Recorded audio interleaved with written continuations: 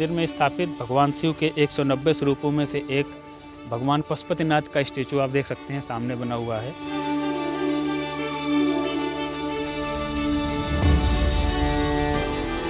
कथक के बारे में कुछ बताएंगी थोड़ा बहुत? कथक तो नॉर्थ इंडियन डांस है।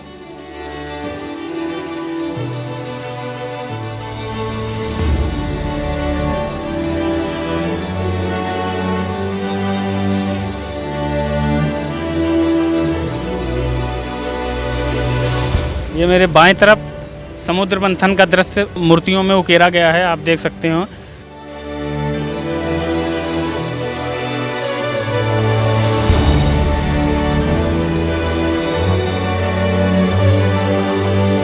भगवान विष्णु ने नरसिंह अवतार लिया और हिरण्यकश्यप का वध किया।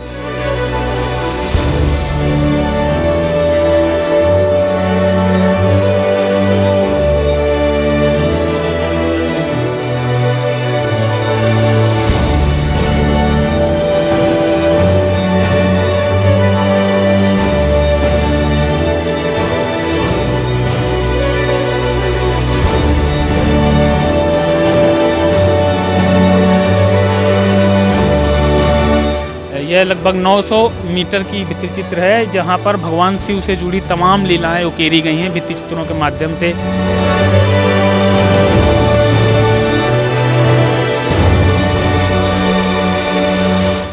नमस्कार, स्वागत है आपका डू पॉलिटिक्स में। मैं हूं आपके साथ संजय।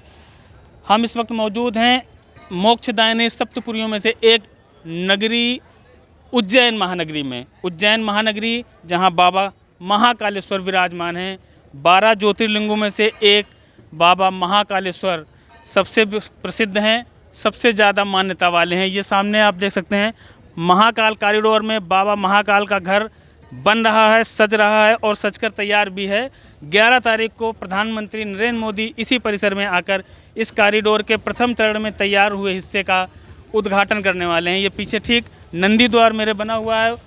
ऊपर शीर्ष पे आप देख सकते हैं 2 नंदी आपके स्वागत के लिए तैयार खड़े हैं। यहाँ आने वाले भक्तों के स्वागत के लिए बिल्कुल तैयार खड़े हैं। महाकाल कॉरिडोर का निर्माण साल 2019 में प्रारंभ हुआ था और आज 2022 में प्रथम चरण का कार्य पूरा हो चुका है। काशी का जो कॉरिडोर है उससे यह लगभग 4 गुना बड़ा है, लगभग 20 एकड़ में फैला हुआ है और इसको पूरा घूमने में आपको कम से कम 7 से 8 घंटे लगेंगे। हम इस परिसर के अंदर चलेंगे और आपको ज़्यादा से ज़्यादा नज़दीक से जो कॉरिडोर में जो भी निर्माण कार्य किए गए हैं, जो भी भगवान शिव को समर्पित स्मारक हैं, उनकी 190 स्वरूपों का जो चित्रण किया गया है उसके बारे में दिखाएंगे। हम हैं इस समय पिनाक द्वार पर। पीछे देख सकते हैं भगवान शिव का धनुष पिनाक द्वार के ठीक सामने त्रिपुरासुर का वध करते हुए भगवान शिव का यह शानदार स्टेचू बनाया गया है। रथ पर सवार हैं, सामने त्रिपुरासुर का वध कर रहे हैं। इसके ठीक सामने आप देख सकते हैं श्री गणेश का एक विशाल स्टेचू बनाया गया है और उनके ठीक बाजू में भगवान श्री कार्तिकेय का भी स्टेचू बनाया गया है। ये भगवान गणेश और भगवान कार्तिकेय भगवान शंकर के पुत्र हैं दोनों। अब महाकाल का यह परिसर साल 2019 में इसका प्रोजेक्ट पास हुआ था। शिवराज सिंह का ड्रीम प्रोजेक्ट माना जाता है। ये प्रधानमंत्री नरेंद्र मोदी का भी ड्रीम प्रोजेक्ट माना जाता है। ये प्रारंभ में इसकी लागत लगभग 300 करोड़ रुपए थी, जो कमलनाथ के समय में पास हुआ था, लेकिन अब इसकी लागत लगभग 7.5 से लेकर के 800 करोड़ रुपए तक है। नंदी द्वार से सामने आप इधर देख सकते हैं, ये एक लाइन गई है पूरा स्तंभों की। ये 108 स्तंभ हैं और ये स्तंभ इसलिए भी खास हैं क्योंकि इनमें से प्रत्येक स्तंभ में भगवान शिव की एक अलग ही नृत्य भंगिमा दर्शाई गई है। नंदी द्वार से प्रवेश करते ही ठीक बगल में ही कमल सरोवर है, जहाँ कमल दल और बीच में भगवान शिव की लगभग 25 फीट ऊंची प्रतिमा है। फिर उसके आगे सप्तऋषि परिसर है और उसके ठीक आगे जैसे जैसे आप आगे बढ़ते जाएंगे आपको इस कॉरिडोर को बनाने में लगने वाली मेहनत दिखती चली जाएगी और आपका सर उन कारीगरों के सम्मुख भी झुकता चला जाएगा जिन्होंने इसको बनाने के में अपना सर्वस्व न्यौछावर किया होगा। नाम अपना बता दें। मेरा नाम शमा मालवीय है, मैं कथक डांसर हूँ और मैं भोपाल की हूँ और ये मेरा ग्रुप है, ये मेरी सारी स्टूडेंट्स हैं और हम लोग यहाँ परफॉर्म करने आए हैं। क्या परफॉर्मेंस है? कथक का ही करेंगे? कथक ही करेंगे। कथक के बारे में कुछ बताएंगी थोड़ा बहुत? कथक तो नॉर्थ इंडियन डांस है और कथक मतलब कथा कहे जो सो कथक कहावे। तो कथक और कथक मतलब जो 7 सेमी क्लासिकल डांसेस है उसमें से एक है। कितने साल से आपका ग्रुप है? ये ग्रुप तो मेरा 25 ईयर्स से चल रहा है। तो अभी जो सांस्कृतिक कार्यक्रम हैं उनके लिए इनविटेशन मिला था आप लोगों को या आप लोग अपनी मर्जी हाँ, से? इनविटेशन मिला था। हम लोग कई जगह परफॉर्म कर चुके हैं। हम लोग खजुराहो नृत्य फेस्टिवल में भी परफॉर्म कर चुके हैं। शुभकामनाएं मैम आपको कल के परफॉर्मेंस के लिए। Thank you very much. Thank you. कहाँ से हैं? हम गोवा से गोवा से आए हैं। क्या है ये, कौन सा नृत्य समई है? नृत्य है गोवा का, समई नृत्य है। अच्छा, हाँ, कितने लोग हैं टीम में आपकी? हमारे टीम में टोटल 10 लोग हैं। सारी बच्चियां हैं। हाँ, सारे बच्चे हैं। क्या परफॉर्मेंस रहेगा? इधर पिरामिड्स करेगा समई माथे पे रख के। प्रयागराज से। तो कौन सा नृत्य, कौन सी विधा है जो आप लोग जी भस्म आरती भस्म आरती करेंगे? अच्छा, आप लोग कल के कार्यक्रम में? जी जी मंदिर बना है, प्रयागराज भी तीर्थ स्थान है। जी, जी। ये भी तीर्थ स्थान हो गया बड़ा। बिल्कुल। खुशी है आप लोगों को? बहुत बहुत बहुत खुशी है। हमारे सब स्टेज प्रिय नेताजी भी यहाँ 11 तारीख को आ रहे हैं और बहुत ही खुशी और उल्लास के साथ हम लोग उनका स्वागत करेंगे। हमारे पूरे ग्रुप के साथ उनको हार्दिक बधाई है, सेवा सत्कार है। क्या नाम है आप लोगों के ग्रुप का? धरोहर कला संगम। चलिए, आपको बहुत बहुत शुभकामनाएं कल के कार्यक्रम के लिए। Thank you thank you. रात के 1 बजे हुए हैं। महाकाल कॉरिडोर रोशनी से पूरी तरह नहाया हुआ है। ये मेरे देख सकते हैं ठीक सामने नंदी द्वार है। ये मंदिर का मुख्य प्रवेश द्वार है। यहीं से बीचों बीच लगभग 15 से 20 फुट का शिवलिंग बनाया गया है और तैयारियां चल रही हैं प्रधानमंत्री नरेंद्र मोदी के उद्घाटन समारोह की। प्रधानमंत्री मोदी और जो है शिवराज सिंह जो मुख्यमंत्री हैं मध्य प्रदेश के, मिलकर के दोनों ही सरकारों ने लगभग 800 करोड़ रुपए कॉरिडोर में खर्च किए हैं।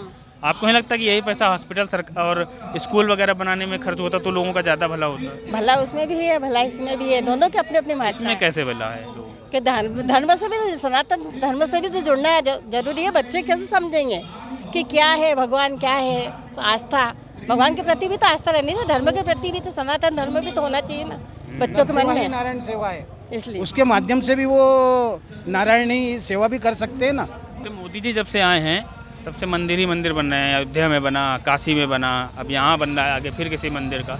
बाकी भी तो धर्म हैं अपने यहाँ, यहूदी हैं, मुस्लिम हैं, उनका भी तो देश है। तो उनकी मस्जिदें या गुरुद्वारे या चर्च वगैरह क्यों नहीं बनवा रहे हैं? वो ये है, अब जैसे यहाँ से नालतू आप ही आ रहे हो, तो आप भी ऐसा नहीं है आप आओगे तो चढ़ाए में 1 रुपये 2 रुपये 10 रुपये 5 रुपये 50, जो भी जिसकी श्रद्धा है वो चढ़ा रहा है। ना तो ये मोदी जी जेब से लगा रहे हैं, ना हम आप जेब से लगा रहे हैं। भाई ये तो श्रद्धा है, आप ही चढ़ा रहे हो, यहाँ आप ही चढ़ा रहे हो। मतलब ये मंदिरों का पैसा चूंकि सरकार के पास ही जाता है तो वही पैसा वही पैसा यूज कर रहे हैं। ना तो देखो मोदी जी अपने जेब से लगा रहे हैं, ना शिवराज सिंह अपने जेब से लगा रहे हैं। आप ही आके आप ही चढ़ा रहे हो, आप ही के साथ धर्म में लग रहा है। 800 वर्ष से हमारे हिंदू धर्म के मंदिरों को पर ही आघात हुआ।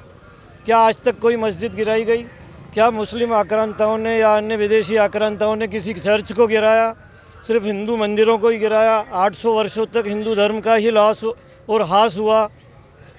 तो हिंदुत्व के वैभव को पुनः बढ़ाने का काम मोदी जी कर रहे हैं।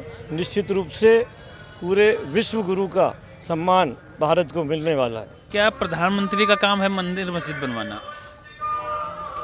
प्रधानमंत्री का काम मंदिर मस्जिद भी बनवाना, देश को भी बनाना। और मंदिर मस्जिद ये हमारे धर्म, हमारे देश के आधार स्तंभ है। क्यों नहीं बनाएंगे मंदिर मस्जिद? तो मस्जिद भी बनाए ना, मंदिर ही बनाए। तो मस्जिद कोई टूटी हुई हो तो बताओ। एक कि कोई मस्जिद किसी आक्रांता ने तोड़ी हो, ऐसा कोई इतिहास में अगर आपको जानकारी हो तो मुझे बताइए, उसको भी बनाएंगे।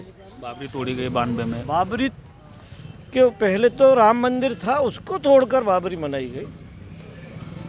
बाबर तो राम के पहले जन्म नहीं था, राम जी के जन्म के बाद बाबर पैदा हुआ। तो हमारे अस्तित्व को उन्होंने चैलेंज किया और हमारे अस्तित्व को उन्होंने ध्वस्त करके और बाबरी मस्जिद बनाई। आपका जो कहना है कि मस्जिद और चर्च, मंदिर पे ही ध्यान है, तो यहाँ चर्च क्या होता? यदि ईसा मसीह यहाँ से कोई उनका कोई लॉजिक होता, भाई विष्णु का मंदिर कोई वहाँ पे कोई अमेरिका में या पाकिस्तान में तो बना ही नहीं रहा, क्योंकि वहाँ उनका लॉजिक नहीं है। पाकिस्तान में तो फिर भी देवी देवताओं का है वो हिंदुस्तान के, पर वहाँ पे वो मंदिर तोड़े जा रहे हैं। लेकिन चूंकि अपना देश सेकुलर मुल्क है अब, और सेकुलर मुल्क में कोई उनको तोड़ा नहीं जा रहा है, उनको नहीं कोई कुछ करा जा रहा है। मंदिर मस्जिद है तो ऑलरेडी पहले से ही सब तैयार है, चर्च सब तैयार है, उनको देने वाले बहुत सारे मुल्क बैठे हुए हैं, उनकी फंडिंग मुल्कों से होती है बाहर से, और हमारे मंदिरों के लिए कोई फंडिंग मुल्कों से होती नहीं है। कोई अमेरिका में बैठ के नहीं दे रहा, कोई पाकिस्तान में बैठ के नहीं दे रहा, कोई थाईलैंड में बैठ के नहीं दे रहा, कोई चाइना में बैठ के नहीं दे रहा। पर मस्जिद और चर्चों के लिए फंडिंग पूरी विदेशों से भी आती है। लेकिन सरकारी पैसा सिर्फ मंदिरों सरकारी में पैसा तो सरकार, मेरी बात सुनो, आप हिंदुस्तान का जितना इनकम टैक्स आता है वो हिंदू समाज से कितना आता है ये देखे जाए, तो हिंदुओं पे खर्च हो रहा है, मंदिर हो रहा है, हिंदुओं पे खर्च हो रहा है। आज इनकम टैक्स देने वाला कौन है? सबसे ज़्यादा हिंदू ही है ना, तो बस तो हिंदू पे, मंदिरों पे खर्च कर रहे हैं। बल्कि मंदिरों से जो सरकार पैसा निकालती है वो मदरसों और इनमें सब में खर्चा करती है। मंदिरों का पैसा पूरा मंदिरों पे लगा देना तो हमें सरकार की ज़रूरत ही नहीं, सरकार को मंदिर चला रहे हैं। जितने भी बड़े बड़े मंदिर है, तिरुपति बालाजी हो, वैष्णो देवी हो, पद्मनाभन मंदिर हो, महाकालेश्वर हो, शिरडी के साहिब हो, मैंने किसी भी मंदिर की बात करें, इनसे मंदिरों से सरकार की कोई व्यवस्था, अर्थव्यवस्था में फ़ायदा है, बाकी मंदिरों को कोई ऐसा नहीं है। प्रधानमंत्री का काम है मंदिर बनाना। बनवा जो जूने मंदिर है उनको तो बनाना जरूरी है क्या नहीं? अब काशी विश्वनाथ किसने तुड़वाया? किसके राज में टूटा? मुलायम सिंह ने तो गोलियां चलाई थी आरएसएस के टाइम पे अयोध्या में, तो ये चलना चाहिए क्या नहीं? फिर अपना भाई हिंदुत्व अपन कहाँ रह रहे? भारत में रह रहे, क्या अपन पाकिस्तान में रह रहे हैं? उसमें शर्म तो कोई है ही नहीं कि बनाया तो कोई जरूरी चीज़ें है। अगर इसकी मस्जिदें बन रही तो एक तरफ मंदिर भी तो बनने चाहिए। नहीं, इतना पैसा इसमें लगा दिए, स्कूल कॉलेज बनवा देते, हॉस्पिटल बनवा चल रहे हैं सर। आज एम्स को सात एम्स को दिया है उन्होंने परमिशन, धीरे धीरे सब होएगा सर। भेदभाव नहीं लगता है, भेदभाव कर रहे हैं बाकी कोई चीज़ में भेदभाव नहीं सर। ये चीज़ अपन सोच रहे हैं, भेदभाव का तो कहाँ दूर दूर से संबंध नहीं मोदी जी के साथ। बताते हैं मोदी जी कोई इतना करते हैं, फिर उसका इतना बड़ा मैनेजमेंट करते हैं, इवेंट ऑर्गेनाइज करते हैं। करेगा सर, सामने वाला कर रहा है तो दिखाएगा तो सही, जरूरी है। कांग्रेस के राज में क्या हुआ ये बताओ आप? उनके पेपर पे चलते गए, पैसे निकलते गए, पर एक भी कागज पे या प्रैक्टिकल जमीन पे कुछ हुआ, उतरा है क्या? पहले ये बताओ। 70 साल में कुछ किया ही नहीं कांग्रेस। 70 साल में उन्होंने उनके हिसाब से करा सर, जो कर सकते थे, जो उन्होंने विकास करना चाहिए था वो हिसाब से विकास नहीं हुआ है। जो ये आप 5 साल में देखो, मेट्रो देखो, बुलेट ट्रेन का उनका जो सोचना है, हर चीज़ से उन्होंने, रास्ते देखो, आज जान दो आप, दूर तक तो छोड़ दो, आज रास्ते देख लो आप, पूरे इंडिया के अपने रास्ते देखो। उनके टाइम पे भी था, पैसा था, संसाधन था, उन्होंने तो कर्जा ले लेके बस कांग्रेस ने तो खत्म ही कर दिया। इंडिया समय में तो महंगाई सब बढ़ती जा रही है, मंदिरों पे ध्यान दे रहे हैं, महंगाई नहीं कम। महंगाई कहाँ है आप ये बताओ? अब इतना डीजल तो सर, इतना विकास भी है कहाँ से? आप आज भारत में 130 करोड़ लोगों की जनसंख्या है, उसमें टैक्स पेयर कितने लोग हैं सर? आप वो भी तो देखो। गवर्नमेंट आपको विकास चाहिए, हर चीज़ चाहिए, तो कहाँ से निकालेगा पैसा? कहीं ना कहीं तो टैक्स आपको देना पड़ेगा सर। विकास के नाम पे लोगों की दुकानें चली गई, तो ये कैसा रोजगार देना? बिल्कुल गलत है, बिल्कुल बेरोजगार आदमी का छीना हुआ है, बिल्कुल गलत बात है। माननीय नरेंद्र मोदी जी ने बिल्कुल गलत किया है ये सब।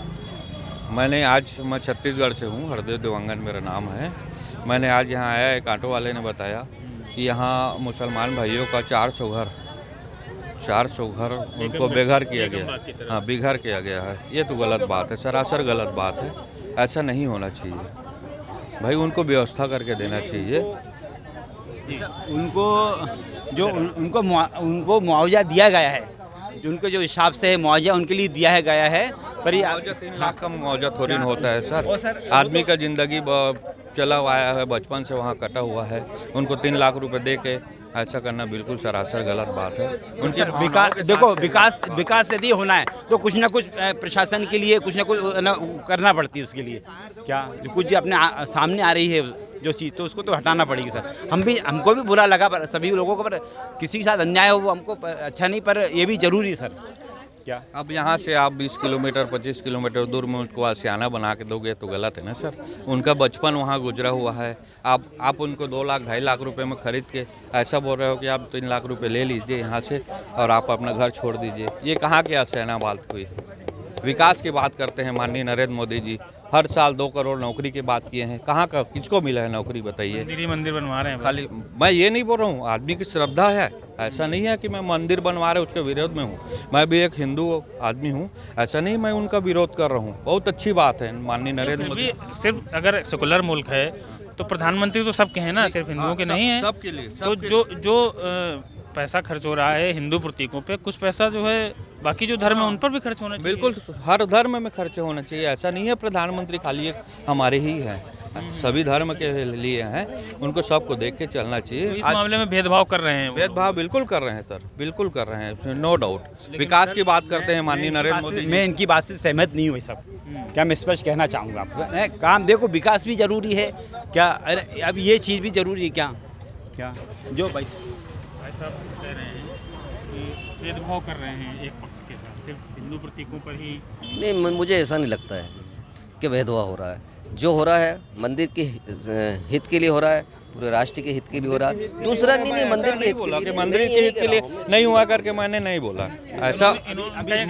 मैंने ये कहा कि किसी के साथ, किसी आने के साथ खिलवाड़ नहीं करना चाहिए। वो नहीं होएगा ना, वो आप विश्वास रखिए उन पे, नहीं होएगा वो, क्योंकि एक कोई काम विस्तार तो विस्तार होता है, एक किसी कार्य में धीमी गति रहती है, बाकी होता जरूर है। हिसाब से यहाँ कंस्ट्रक्शन हो रहा है तो ये अच्छी चीज़ के लिए ही हो रहा है, ताकि जो बुजुर्ग हैं, जो हैंडीकैप्ड हैं, उनको कोई प्रॉब्लम नहीं आए दर्शन करने में। और महाकाल मंदिर एक बहुत प्राचीन मंदिर है, इसमें लोगों की आस्था है, तो फॉरेन से भी लोग आते हैं, इंडिया के बाहर से भी आते हैं। तो ऐसा इसको बनाना चाहते हैं कि एमपी में Indore city clean plus Ujjain city का नाम हो जाए, ऐसा उसको बनाना चाहते हैं। प्राचीन मंदिर है, उज्जैन मंदिर है। पूरे मध्य प्रदेश में उज्जैन एक ज्योतिर्लिंग, अपना बहुत फेमस ज्योतिर्लिंग है। ये ज्योतिर्लिंग का मतलब हर जगह नाम है, मतलब हर जगह इसका नाम है, हर जगह फेमस है ही है। ऐसा नहीं कि ये कोई उस चीज़ के लिए हो रहा है, मतलब ये एक इंसान की श्रद्धा है दिल से कि यहाँ पे चीज़ हो रही है, और ये चीज़ होने से उज्जैन का ही प्रभाव बढ़ेगा, और अपने मध्य प्रदेश और अपने एमपी में ही हाईएस्ट सब चीज़ें होंगी, अपने मध्य प्रदेश का ही नाम होगा। ऐसे प्रधानमंत्री और मुख्यमंत्री सब संवैधानिक पद हैं, ये हिंदुओं के ही केवल नहीं होते हैं, मुख्यमंत्री हो या प्रधानमंत्री हो सभी धर्मों का होता है। लेकिन जो विकास है, धार्मिक विकास की बात करें तो वो सिर्फ मंदिरों का ही हो रहा है। भेदभाव नहीं लगता है आपको किया जा रहा है बाकी जो धर्म है हिंदुस्तान? ऐसा नहीं है, भेदभाव उस प्रकार का भेदभाव नहीं है। क्या है ना कि हर इंसान अपना जो एक चीज़ करता है अलग अलग लेवल पे करता है, किसी का कोई क्या लेवल है, किसी का कोई क्या लेवल है। तो मेरे अकॉर्डिंग प्राचीन मंदिर है, जो बना है वो हर चीज़ के लिए बनेगा, और मेरा दिल बोलता है कि इन आने वाले समय के अंदर शिक्षा में भी और हर चीज़ में भी छूट मिलेगी। शिक्षा में भी हर चीज़ में होगा, अभी नहीं होगा, आने वाले 1 साल के बाद होगा, लेकिन ज़रूर होगा। शिक्षा लगता है कि ये जो भी विकास कार्य हो रहे हैं, मंदिरों के घाटों के सौंदर्यीकरण, ये मोदी जी के आने के बाद ही हो रहे हैं। हाँ, परिवर्तन तो आया है, परिवर्तन दिख रहा है। जहाँ विकास होगा, अपन ये सोचे कि पेड़ ना काटें तो 4 लेन कहाँ से बनेंगे, तो निश्चित तौर पे जब विकास होगा तो थोड़ा विनाश तो होगा ही, और उसके आगे चल के आगे पीढ़ियों को उसके फायदे भी मिलेंगे। आज आप रोडें देखो, आज आप अवस्था से कितनी मुक्ति मिली, हम टेंशन फ्री होकर परिवार को पूरा हिंदुस्तान घुमा सकते हैं, नहीं तो पहले कहाँ घुमा सकते थे। और रही हिंदुस्तान कभी सेकुलर रहा ही नहीं है, हिंदू राष्ट्र था, राम की जन्म कष्ट की भूमि रही है, यहाँ दूसरों ने आके अपना आधिपत्य जमाया है। आज जिस पहले जो व्यक्ति ने बात कही, मैं उस पर सहमत हूँ कि देश अपना कभी सेकुलर, वो इसको बनाया गया सेकुलरिज्म, अपनी अपनी जो भी परिस्थितियाँ रही हों। और मैं मानूंगा इस बात को कि यदि मोदी जी जो कर रहे हैं, शायद हमारे अहोभाग्य हैं कि हमारी पीढ़ी ने ऐसा प्रधानमंत्री देखा है जो इतना विकास है सनातन संस्कृति के लिए कर रहा है। मैं मोदी जी का कोई भक्त नहीं हूँ और ना मैं किसी पार्टी का भक्त हूँ, जो विकास है मैं उसका भक्त हूँ। जब विकास होगा 12 घंटे पढ़ना पड़ेगा तब फर्स्ट डिवीज़न आएगा, तो आपको कहीं ना कहीं आलती पालती बड्डे छोड़ना पड़ेगा। नेचुरली सी बात है साहब, पेड़ तो कटेंगे जब 4 लेन बनेगा। आपको ये लगता है मतलब कि मोदी जी के आने से जो पुरानी प्राचीन सनातन संस्कृति है उसका पुनरुद्धार हो रहा है, जागृति नहीं हो रही? पूरा उद्धार हो रहा है। रामकृष्ण जिनको हम मालूम नहीं था, जिन चीज़ों को लोगों को मालूम नहीं था, आज वो देखिए पूरी वर्ल्ड फेमस है। आप केदारनाथ चले जाइए, या केदारनाथ के आप लोकल कहीं के सिटी के मंदिर चले आइए, आज जहाँ आरतियाँ हो रही हैं, जहाँ सनातन संस्कृति हो रही है, हम लोगों में जो भाईचारा हो रहा है, चाहे वो हम किसी भी उससे कम्युनिटी से आते हो, एक हिंदुओं के प्रति जागरूकता है। और हम सब राम के अंश हैं यार, हम लोगों में दूसरे अंश तो ज़बरदस्ती थोप दिए गए हैं। देखा जाए तो सभी राम के अंश हैं हम। मैं नहीं मानता कि ये देश सेकुलरिज्म, कहीं कोई सेकुलरिज्म वगैरह नहीं। हिंदू राष्ट्र मानते हैं? नहीं, हिंदू राष्ट्र मानते थे, मानने की जरूरत ही नहीं, वो तो हिंदू की भूमि ही है यार, उसमें मानने वाला कोई प्रश्न ही नहीं उठता। आप मुझे बताइए उसमें काहे की मानना? अयोध्या, काशी, राम, मथुरा ये सब अपने ही है, इसमें तो ज़बरदस्ती। अब वो कुछ गलतियाँ पुराने राजा महाराजाओं की कुछ अपनी व्यवस्थाओं के हिसाब से रही है तो दूसरे लोग आ गए। बाकी मैं नहीं मानता कि अपना राष्ट्र में कोई परिवर्तन है, और इन बिल्कुल निश्चित तौर पर सरकार कर रही है। यदि महाकाल मंदिर का विकास नहीं, मैं तो ये चाहूँगा कि सरकार हर वो ऐसे हिंदू तीर्थ का विकास इससे और अच्छी स्थिति में करें कि आगामी पीढ़ियाँ, अनंत पीढ़ियाँ, जो हमारे बच्चे, बच्चों के बच्चे आएंगे, वो इस विकास को देखेंगे, हमारी संस्कृति को समझेंगे, तो कम से कम अब वो दूसरी पाश्चात्य संस्कृति से दूर रहेंगे। मोदी जी का पे आरोप ये लगता रहता है ना कि धार्मिक कार्य करते हैं और फिर उसका इवेंट ऑर्गेनाइज करते हैं, मतलब उसका बेनिफिट लेते हैं चुनाव में। यार देखो, एक बार बता दूं, अभी आप आपके घर में ब्याह करोगे, शादी करोगे, आपके यहाँ पे बच्चे की, आपके भाई की, आपकी बहन की, तो आप उसके पूरे ढिंडोरा नहीं पीटते कि मैंने ऐसी शादी करी, मैंने ऐसा करा, ये करा, वो करा, अरेंजमेंट करा। तो जब वो आदमी कर रहा है तो बताएगा। देश का प्रधानमंत्री नहीं, मतलब ये दिल्ली में मेट्रो ट्रेन किसने दी? केजरीवाल नहीं, ना केजरीवाल ना शीला दीक्षित, हमारे भारतीय जनता पार्टी के मुख्यमंत्री माननीय मदन लाल जी खुराना की देन थी। सोच उनकी नहीं, उनने एक फेज चालू करा था, मगर उसका विस्तारीकरण शीला दीक्षित ने करके वो अपना नाम का तमगा लगा गई। तो वैसे ये जो कॉरिडोर है, हाँ, इसका भी तो कमलनाथ शिवराज जी ने करा था। शिवराज जी की योजना थी, उसको ठंडे बस्ते में डाल के कमलनाथ जी ने पटक दिया था। उसके बाद शिवराज जी वापस आए, उसको वापस से मूर्त रूप दिया। ये है। अच्छा एक बात बताओ, चलो एक ये तो चलो महाकाल है, ऐसे तो कितने ही मंदिर है पूरे मध्य प्रदेश में, किस पे कमलनाथ जी ने ध्यान दिया? चलो अब आज जब ये कॉरिडोर तैयार हुआ तो कमलनाथ जी बोल रहे कि मैंने तैयारी करी थी, तो और कोई से मंदिर की बता दे वो कल आपके चैनल पे आके कि मैंने ये मंदिर की भी तैयारी करी थी। फिर कल शिवराज जी कोई दूसरा मंदिर करेंगे तो अरे ये तो मैंने भी करी थी, तो उससे थोड़ी ना होता है। कॉरिडोर के द्वारा पर्यटन लोग जो अधिक मात्रा में आएंगे, जैसे पहले कम आते थे, अभी जो उसमें जो डेवलपमेंट हुआ है, कॉरिडोर बना है, चौड़ापन हुआ है, उससे ज़्यादा पर्यटन लोग उत्साहित होंगे और सरकार का वो भी बढ़ेगा, इससे पर्यटक राजस्व बढ़ेगा, पैसा मिलेगा, उससे विकास चीज़ों से नापा जाता है।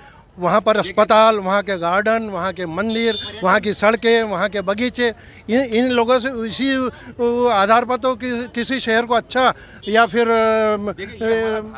भारत देश में जो पर्यटन है वो अधिकांश धर्म के आधार पर ही है, और यहाँ पे उसी धर्म के आधार पे, पर्यटन के आधार पे ही रोजगार भी चलता है। इसलिए हम धर्म को और उसको रोजगार को अलग अलग नहीं कर सकते कि यार शासन अगर मान लो कहीं पैसा खर्चा कर रहा है तो वो पैसा कहीं ना कहीं रोजगार में ही यूज़ हो रहा है। अगर कोई चीज़ डेवलप कर रहे हैं तो वहाँ पे पर्यटन बढ़ेगा, रोजगार बढ़ेगा, रोजगार बढ़ेगा तो लोगों की आय के स्रोत बढ़ेंगे, आय का जरिया बढ़ेगा, अधिक से अधिक लोगों को रोजगार मिलेगा। तो ये सब उस चीज़ों से आपके लॉजिक के हिसाब से फिर मेरा सवाल एक है, जैसे अजमेर शरीफ है, हाँ, तो इसका विकास क्यों नहीं कर रहे हैं भाई? वहाँ भी मुस्लिम आएंगे तो रोजगार बढ़ेगा। यदि अजमेर शरीफ में अगर वहाँ की कमेटी अगर चाहे तो सरकार तो वो भी करने को तैयार है, लेकिन कमेटी ने कभी अगर मान लो अजमेर शरीफ को वहाँ के जो ख्वाजा लोग हैं वो अगर शासन को दे देते हैं कि भाई हाँ शासन के अंदर में आ जाए तो सरकार वहाँ भी कर देगी, उसमें कोई दिक्कत तो है ही नहीं। मतलब आप ये कहना चाह रहे हैं ना कि मंदिर सरकार के नियंत्रण में इसलिए वो कर रहे हैं, दरगाह वगैरह सरकार के नियंत्रण में है।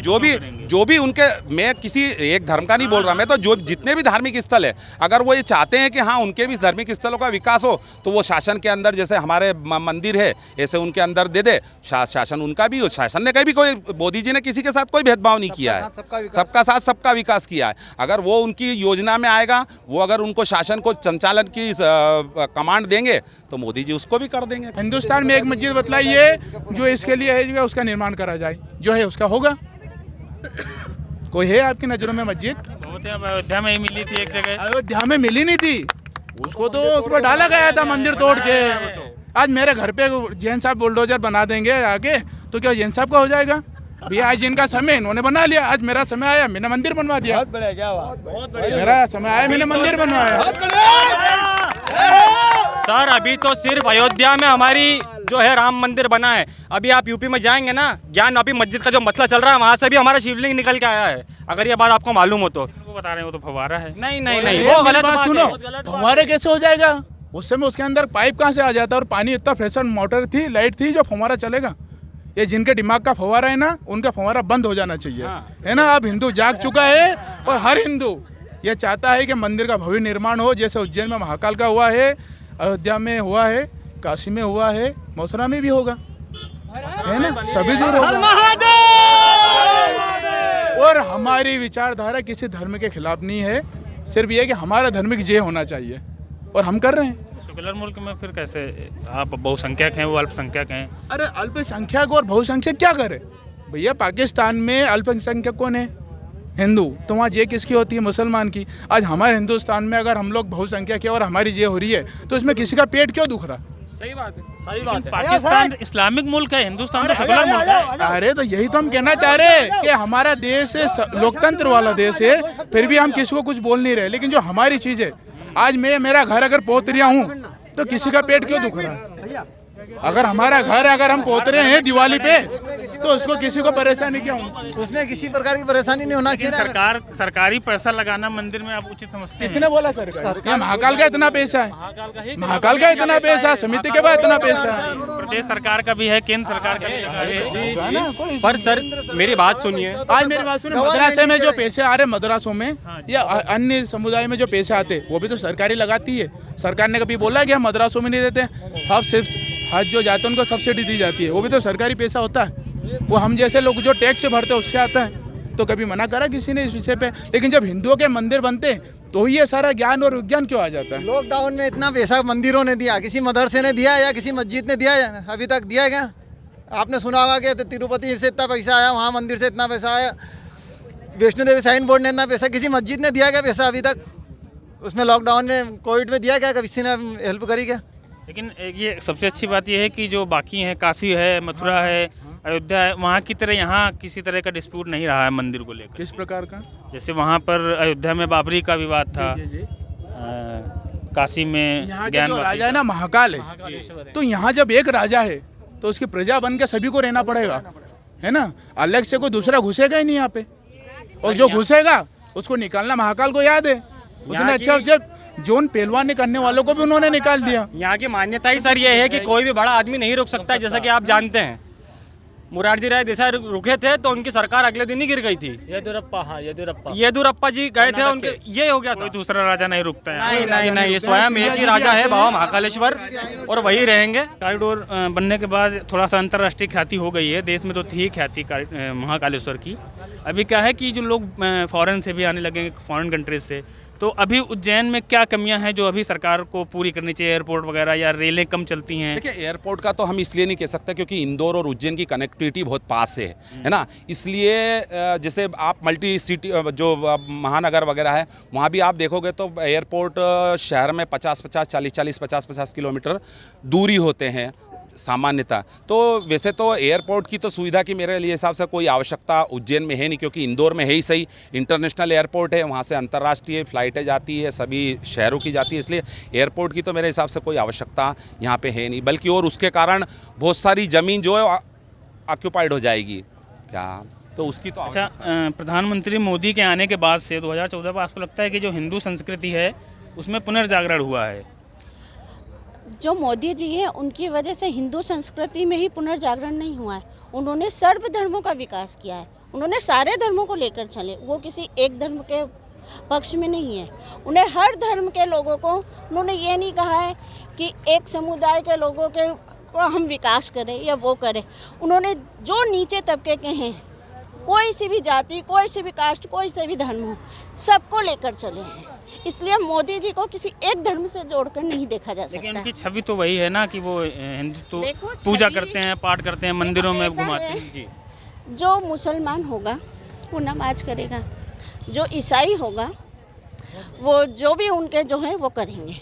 इसी तरह जो मोदी जी हैं वो हिंदू हैं तो वो बाकायदा पूजा पाठ तो करेंगे, वो अपने व्यक्तिगत धर्म को, व्यक्तिगत पूजा पाठ को नहीं छोड़ सकते। लेकिन वो एक संवैधानिक पद पर हैं, जब वो कहीं बाहर जाते हैं तो वो गीता भेंट करते हैं, या जो मेहमान आते हैं उनको गीता भेंट करते हैं।